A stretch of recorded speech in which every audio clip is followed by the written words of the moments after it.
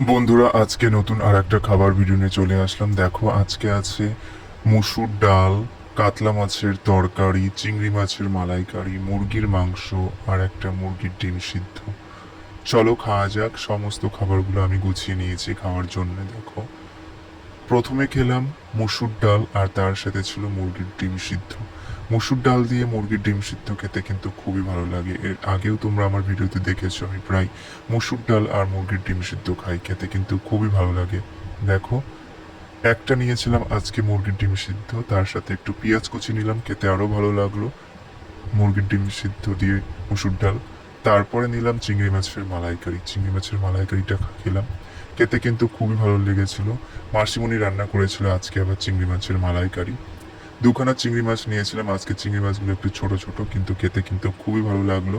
চিংড়ি মাছের মালাইকারি খাওয়া হয়ে যাওয়ার পর তারপরে নিয়েছিলাম কাতলা মাছের তরকারি, যেটা বেগুন দিয়ে বানিয়েছিল, খেতে ভালো লাগলো। তারপর মুরগির মাংস ছিল। দেখো, প্রথমে মুরগির মাংস নিলাম। এগুলো কষা মাংস, আমার জন্য 3-4 পিস রেখেছিল, তাই কষা মাংস দিয়ে প্রথমে ভাত খেলাম, খেতে কিন্তু খুব ভালো লেগেছিল। তারপরে খেলাম মুরগির মাংস। দেখা হচ্ছে পরের ভিডিওতে।